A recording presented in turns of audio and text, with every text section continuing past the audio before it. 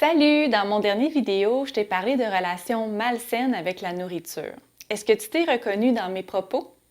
Aujourd'hui, je te parle d'un sujet super important, soit du poids naturel. Au fait, est-ce que tu sais c'est quoi le poids naturel? Le poids naturel, c'est ton poids à toi. C'est le poids que la nature a choisi pour toi. Quand tu étais un petit bébé dans le ventre de ta mère, c'était déjà inscrit dans tes gènes quel est le poids que tu devrais avoir à l'âge adulte. Quand on pense au poids naturel, en fait, là, c'est pas compliqué, c'est le poids que tu as tendance à avoir sans faire des restrictions alimentaires, sans faire de régime ou sans faire de l'exercice de façon excessive. C'est tout simplement comme ça que ça fonctionne. Donc, on comprend qu'il y a des gens qui vont avoir un poids naturel plus élevé naturellement et des gens qui vont avoir un poids naturel plus bas, et ça aussi de façon naturelle. Puis là, tu vas me dire, ouais, mais c'est bien beau tout ça, mais là, mon poids santé, c'est quoi? Bien, c'est pas compliqué. Ton poids santé, c'est ton poids naturel. Donc, même si on a un poids naturel plus élevé, on peut être en très, très bonne santé.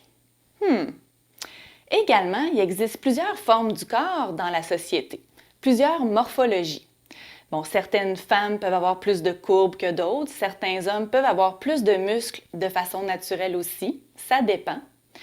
Parfois, les femmes vont arriver dans mon bureau et me disent, là, par exemple, j'aime pas trop le gras que j'ai sur mon ventre, sur mes cuisses, donc j'aimerais ça en avoir moins ou à la limite pas en avoir du tout.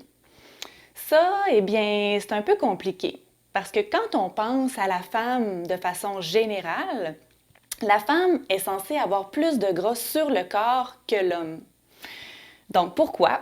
En fait, tout simplement parce que la femme doit enfanter. Donc, on a du gras de façon spécifique localisé sur le corps, soit vraiment au niveau du ventre ou des cuisses, pour avoir des réserves de gras pour l'allaitement. Ben oui, c'est synonyme de fertilité. Donc ça aussi, c'est une bonne chose à savoir. Là, tu vas me dire, ouais, mais moi, là, ça ne me tente pas du tout d'accepter mon poids naturel, la forme de mon corps, parce que tout ce qu'on voit dans les médias, dans les magazines, sur Instagram, sur Facebook, mais c'est toutes des filles qui sont super minces, filiformes, grandes et tout ça. Bien sûr, je te comprends. C'est vraiment ce qu'on a tendance à voir un peu partout. Par contre, imagine-toi donc que seulement 3% des femmes de la population qui ont ce corps-là, des mannequins qu'on voit sur les médias, dans les médias. Puis, quand on parle de façon naturelle, là, on parle que ces femmes-là n'ont pas besoin de se restreindre ou de faire encore là beaucoup d'exercices pour avoir ce poids-là naturel. Ça se fait déjà tout seul.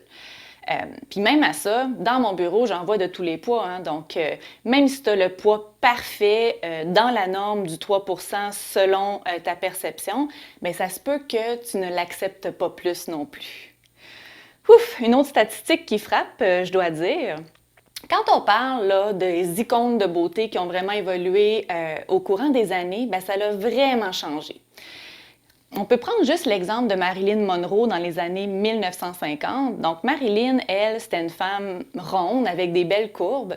Puis à ce moment-là, imagine-toi donc que c'était synonyme d'être super attirante, de beauté, de féminité. Même que les femmes plus rondes étaient considérées comme étant plus fertiles, puis c'était synonyme de richesse aussi. Par la suite, ça a évolué. Si on prend l'exemple des années 1990, à ce moment-là, le mannequin top modèle Kate Moss est arrivé dans le décor. Puis là, quand on regarde ce mannequin-là, bien sûr, c'était une femme toujours très, très, très filiforme. Il y avait une certaine maigreur aussi reliée à tout ça.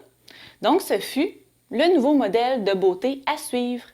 Puis aujourd'hui, on est encore un peu dans cette optique-là. Les femmes doivent être très minces, très filiformes, avec des courbes, très bien proportionnées. Mais encore là, on ne sait pas où est-ce qu'on va en être dans quelques années par rapport à tout ça. Donc, c'est vraiment une question de mode, une question de culture. Ça change continuellement.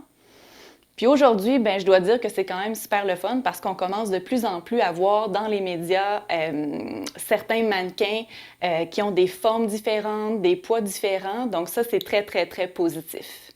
Donc, je te laisse là-dessus aujourd'hui. Je te pose la question suivante. Est-ce que toi, tu acceptes ton poids naturel et également la forme de ton corps? Merci, bye bye!